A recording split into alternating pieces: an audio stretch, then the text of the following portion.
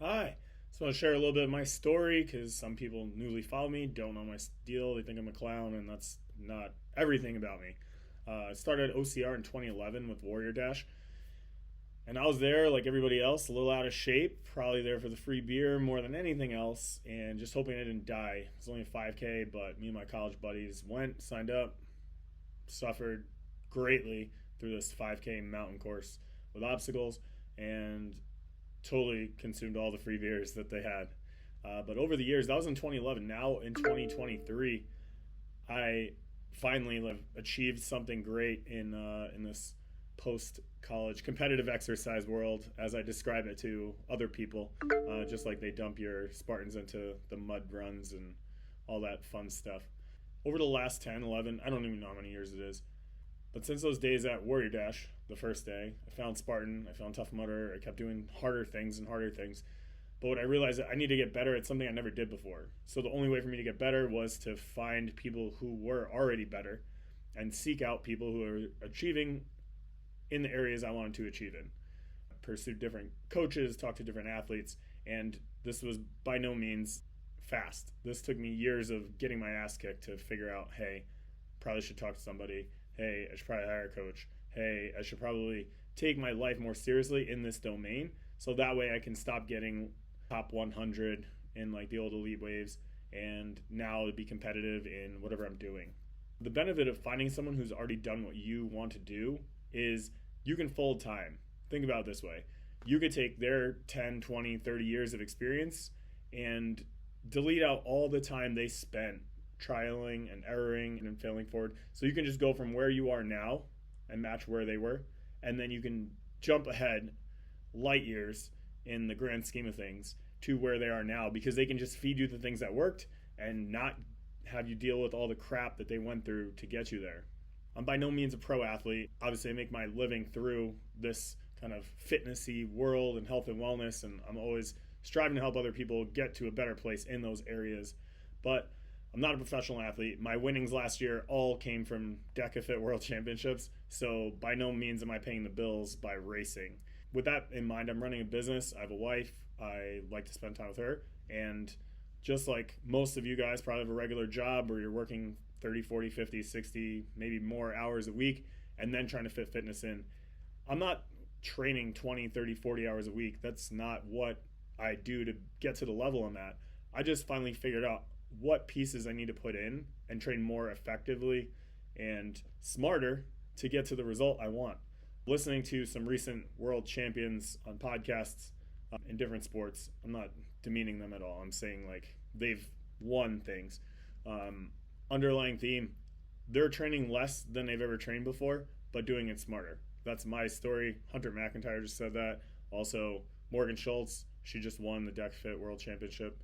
It's like, oh, everybody's doing the same thing, training less, but being smarter about it and figuring out how to fit the pieces together better. So if you can't train 12 hours a week and you're like, oh, I can kind of only get an hour in a day, maybe like 4 days a week, 5 days a week, great. You can make massive gains with that time. And it's not like you work out blood, sweat, tears for 60 minutes every single day.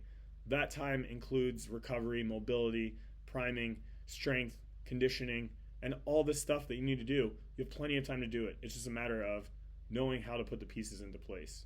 So have some confidence that you're not as far off from your goals as you might think. What's that song we grew up with? The Eminem song, Lose Yourself. That song was played in like before every single football game I had in high school and lacrosse, and the words, they just hear them and like, all right, this is it. We're banging our helmets against the lockers and we're getting ready to go out and crush people. And that embodies kind of what everything comes together when you have that one moment that you can succeed at that level that you've always dreamed of. And for me, that was a couple weeks ago at DEKA Fit World Championships in the Strong Elite. I was so thrilled to win all my team's events, but in the back of my head, this little the devil on your shoulder and whatnot, it's like, well, you did win, but you also had a partner that did a lot of work and got you there. It wasn't just you. And not that I'm taking credit for how well I did, but I did have nobody else out there to do what I needed to do. And playing team sports, you win as a team, you lose as a team. But when I wrestled, when I got my ass kicked, it was 100% me, and there was no one else to bail me out. So that's how I felt in the DEKA Strong World Championships individual men's elite race.